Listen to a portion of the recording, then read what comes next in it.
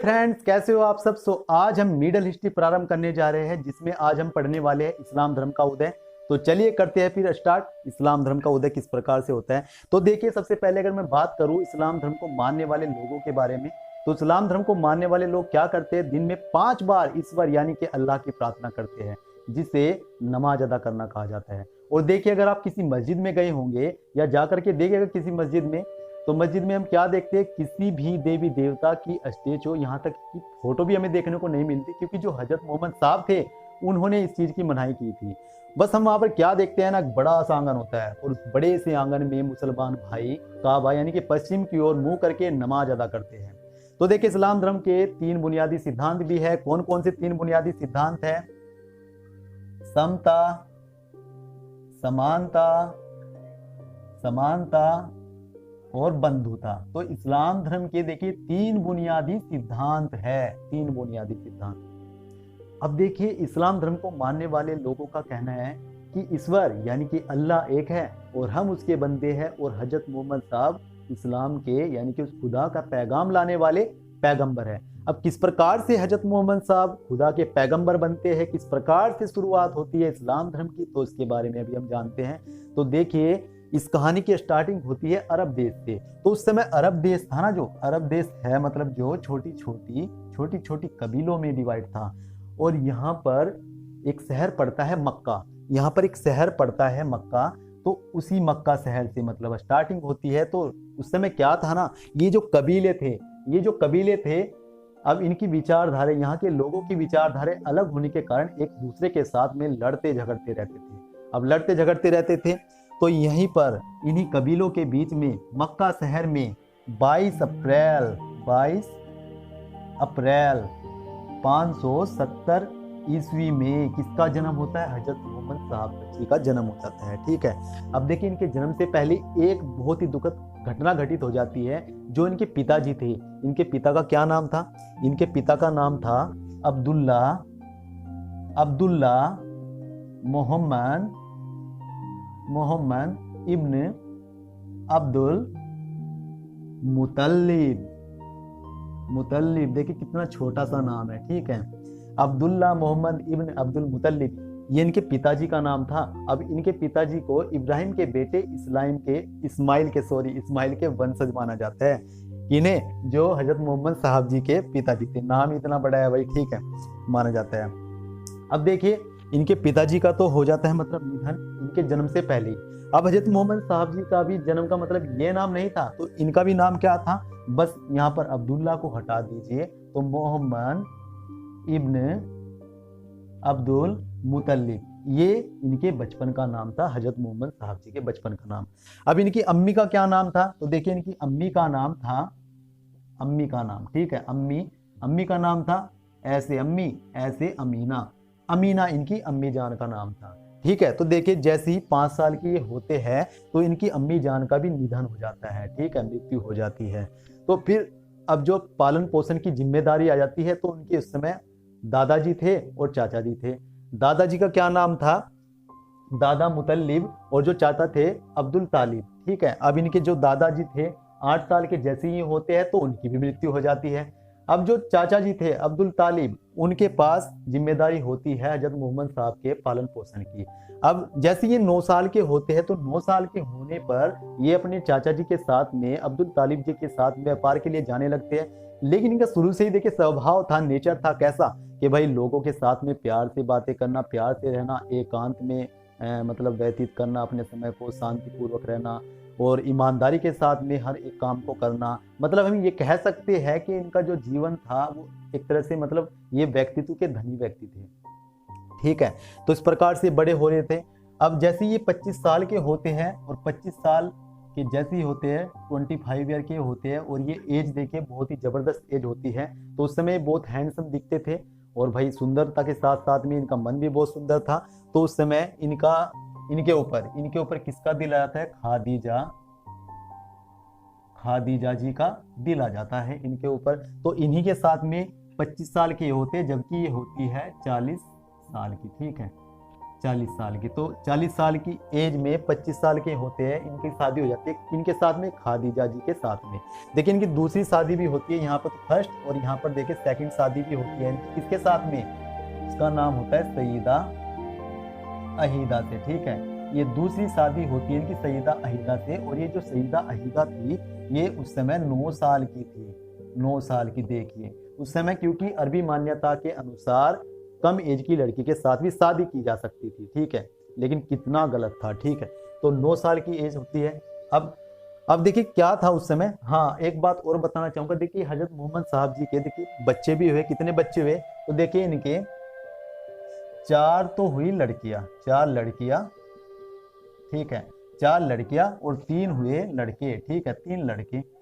अब यहाँ पर देखिए 4 लड़के, 3 लड़के 4 लड़कियां। और यहाँ पर देखिए अगर मैं एक लड़की को छोड़ दूं, किसे, फातिमा को, फातिमा को अगर हम छोड़ दे, फातिमा को छोड़ करके बाकी सभी के सभी 6 बच्चों की इनकी मृत्यु से पहले मृत्यु हो जाती है। देखिए ये भी सारे के सारे कितने बच्चे थे, 7 बच्चे थे। और 7 बच्चों में से लड़की फातिमा को छोड़ करके इनकी मृत्यु से पहले मृत्यु हो जाती है सभी बच्चों की। ठीक है, अब देखिए क्या करते थे उस समय, एक पहाड़ी पड़ती थी। ठीक है, जिस पहाड़ी का नाम था हीरा पहाड़ी। क्या पहाड़ी का नाम था, हीरा पहाड़ी। अब इस हीरा पहाड़ी में एक थी गुफा। ठीक है, गुफा थी।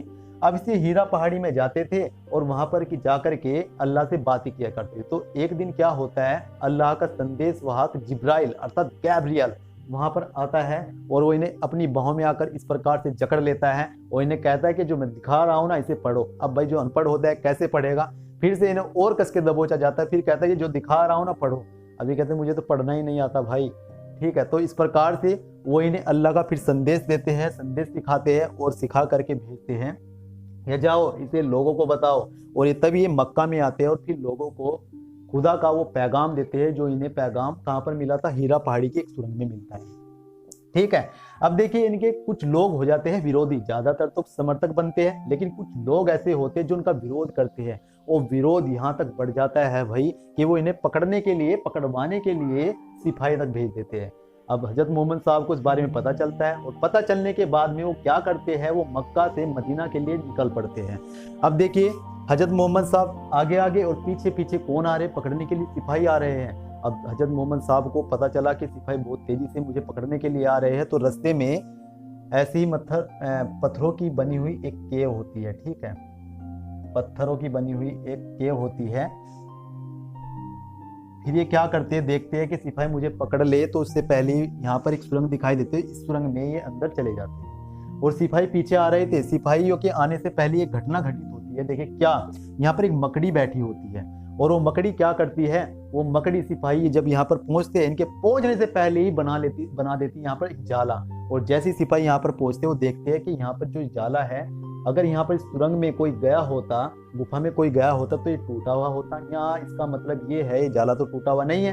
तो वो निकल जाते हैं सोच करके कि यहाँ पर कोई नहीं गया होगा। तो फिर हजरत मोहम्मद साहब इस प्रकार से भूखे प्यासे गिरते पड़ते पहुंचते हैं कहाँ पर, मदीना में। और ये घटना कब की है भाई, ये घटना है देखिए 622 ईस्वी की। ठीक है, 622 ईस्वी की घटना है। और इस प्रकार से मक्का से कहां पर गए, मक्का से गए कहां पर, मदीना में। ठीक है, मक्का से कहां पर गए, मदीना में। इस प्रकार से 622 ईस्वी में मक्का से मदीना पहुंचने की जो ये घटना है ना, तो ये कहलाती है क्या, हिजरी। ठीक है, हिजरी घटना क्या कहलाती है भाई, हिजरी। और इसी से मुसलमानों का कैलेंडर प्रारंभ होता है, यहीं से ही हिजरी संवत। ठीक है, हिजरी संवत मुसलमानों का कैलेंडर प्रारंभ होता है। अब देखिए फिर ये मदीना के लोगों को अल्लाह का वो संदेश देते हैं, वहाँ के लोग इनके समर्थक बनते हैं। फिर से मतलब मक्का में जाते हैं, वहाँ के लोगों को भी अपना समर्थक बनाते हैं और इस प्रकार से इस्लाम धर्म की मतलब होती है शुरुआत। तो देखिए अब हम बात करते हैं इस्लाम धर्म की, तो उतार लीजिएगा फटाफट से। ठीक है, तो देखिए अब हम बात करते हैं इस्लाम धर्म की मुख्य सिद्धांतों के बारे में, मुख्य शिक्षा के बारे में। तो देखिए जो इस्लाम धर्म को मानने वाले लोग हैं, तो हजरत मोहम्मद साहब जी ने उन लोगों के लिए 5 सिद्धांत दिए। कौन से, सबसे पहले तो बात करते हैं देखिए नमाज की। तो ये पहला सिद्धांत है 5 सिद्धांतों में से कि भाई जो इस्लाम को मानने वाला व्यक्ति होगा ना, कोई भी होगा, तो उसके लिए जरूरी है कि दिन में 5 बार आपको नमाज अदा करनी होगी। ठीक है, ये पहला सिद्धांत है। दूसरा सिद्धांत क्या है, देखिए दूसरा सिद्धांत है रमजान। अब ये रमजान क्या है, जिस प्रकार से मतलब हम लोग है ना क्या करते हैं, व्रत रखते हैं। ठीक है, तो इसी प्रकार से मुसलमान भाई क्या करते हैं, एक पूरा मतलब जो वर्ष होता है 12 महीने का, उसमें एक महीना ऐसा होता है जो पवित्र महीना होता है, पवित्र महीना माना जाता है। तो उस पूरे महीने में जो मुसलमान भाई होते हैं वो क्या रखते हैं, व्रत। लेकिन उस व्रत को क्या बोला जाता है, रोजा रखना। तो इस समय मुसलमान भाई इस पवित्र महीने में रोजा रखते हैं, ठीक है। तो यानी कि जो इस्लाम को मानने वाला व्यक्ति होगा उसके लिए जरूरी है कि वो रोजा रखे इस माह में, ठीक है। तीसरा सिद्धांत क्या है, देखिए तीसरा सिद्धांत है कलमा।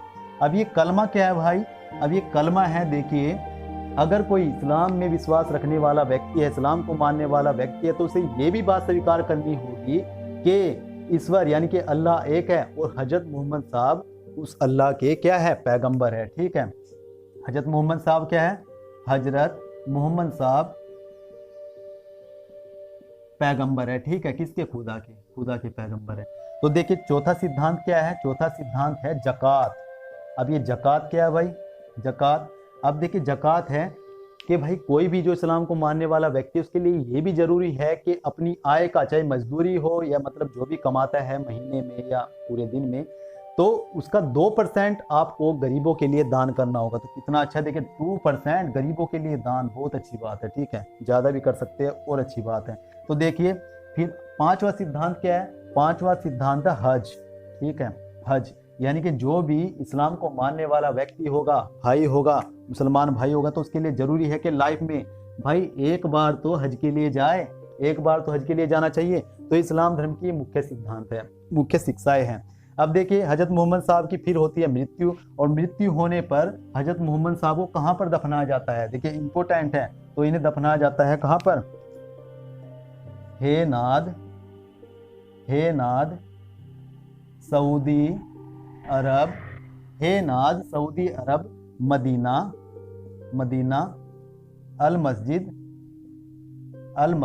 बहुत बड़ा नाम है भाई। हे नाद सऊदी अरब अल मस्जिद अल